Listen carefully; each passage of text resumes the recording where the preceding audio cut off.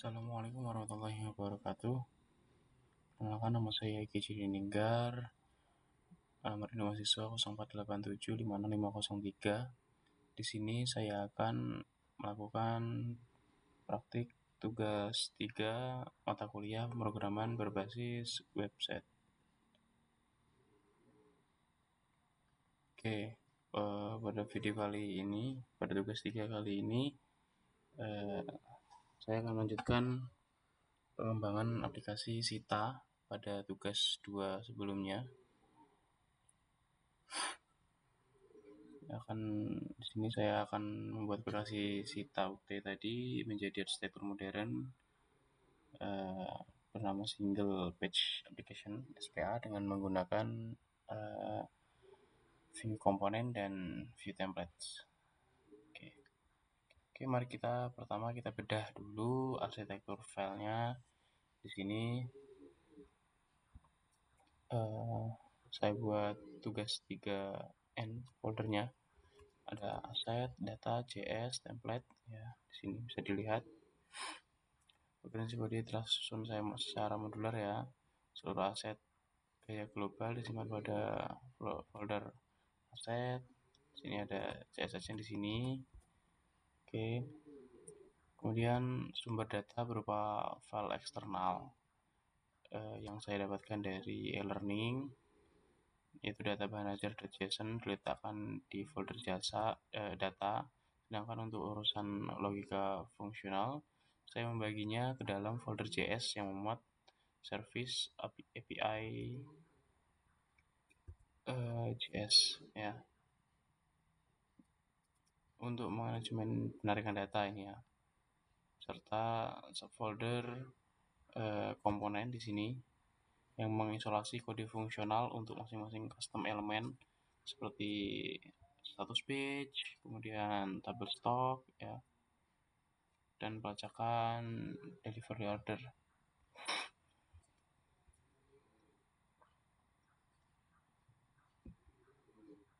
Oke, selanjutnya saya akan menjelaskan bagaimana data dimuat. Sebentar.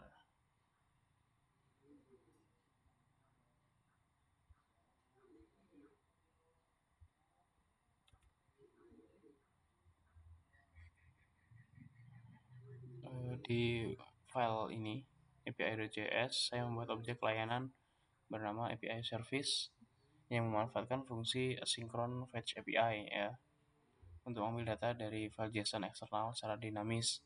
Data tersebut kemudian ditangkap oleh lifecycle hook created pada berkas JS di app.js. Nah, ini app.js, dan disimpan dalam objek state global root instance gitu. Oke, kita langsung ke browsernya. Di sini sudah saya live server host ya.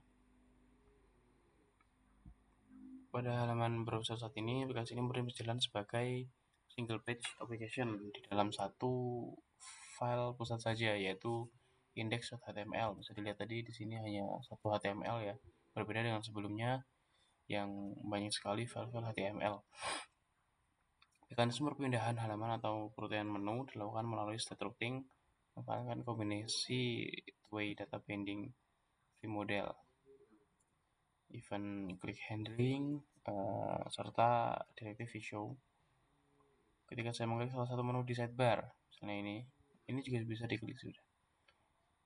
View langsung mengubah nilai variable state tab sehingga section yang relevan langsung ditampilkan seketika tanpa melakukan proses pemuatan ulang halaman atau reload browser seperti itu.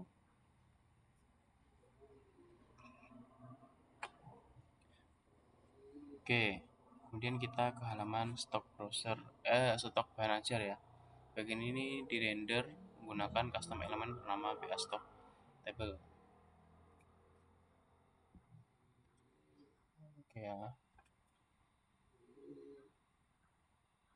Dalam template komponen ini, saya menggunakan direktif v-for untuk mengolah data array dan merendernya ke dalam baris tabel secara dinamis.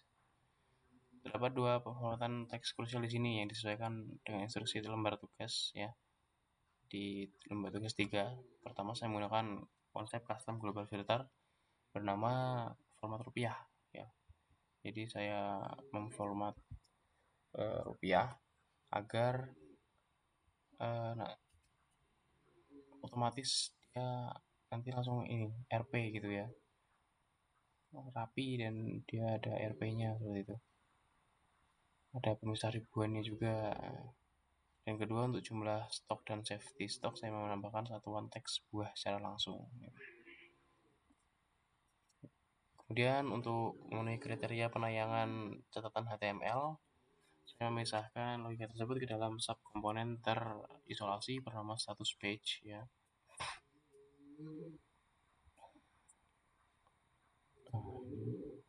Status page.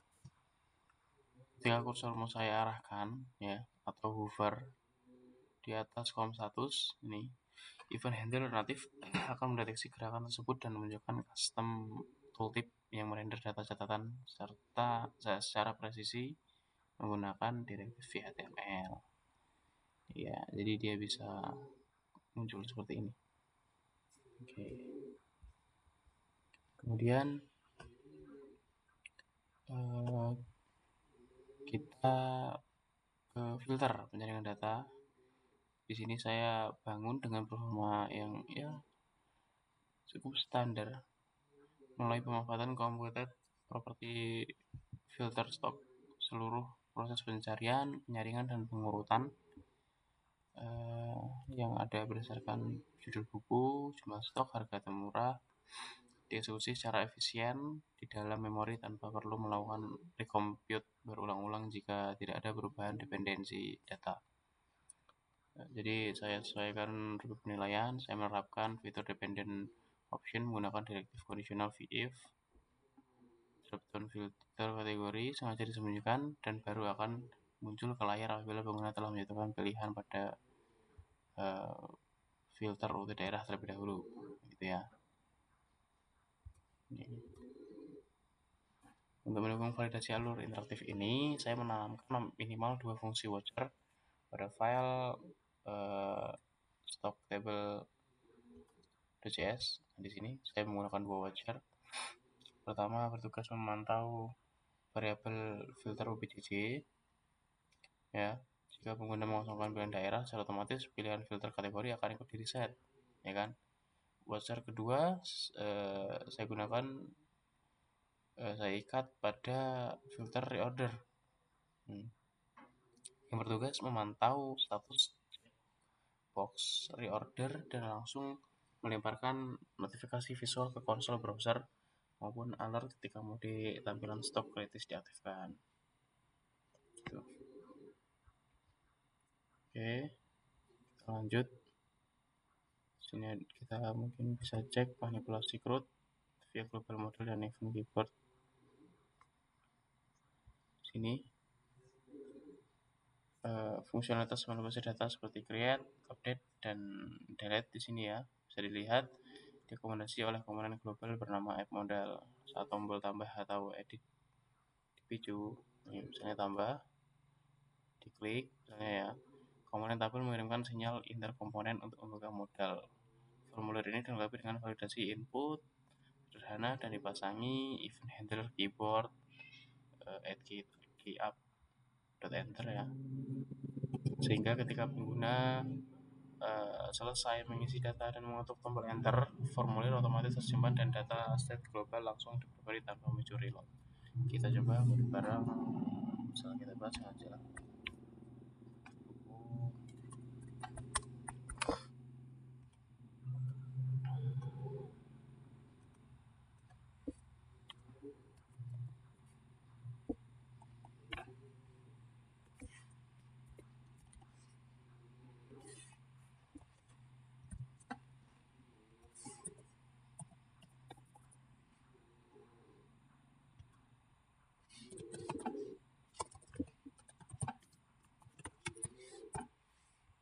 Nah, dia langsung masuk ke sini ya.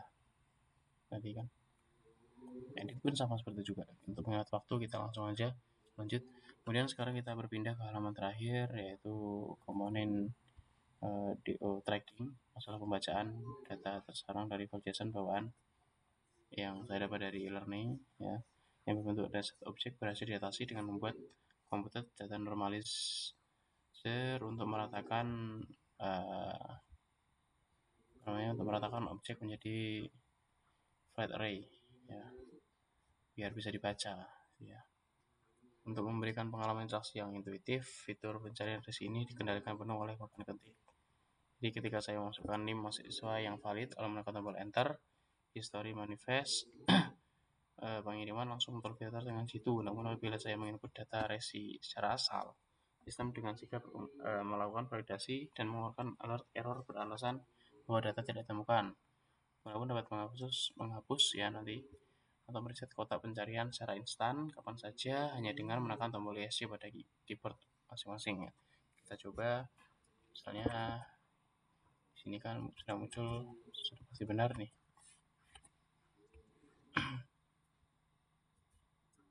Sebentar. Ini sama dia, makanya dia munculnya sama. Data dari UT-nya sana kan sama. Bisa kita buat deh. NIM-nya 145. Nah, dia tidak ditemukan kan. Dia akan muncul alert seperti ini. Untuk inputnya pun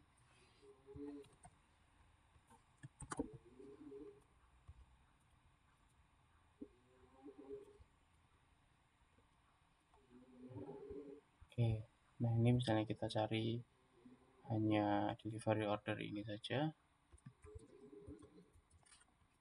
Nah, maka yang selain itu hilang. Gitu ya. Kemudian kita klik escape. Nah, dia muncul kembali. Karena langsung mereset.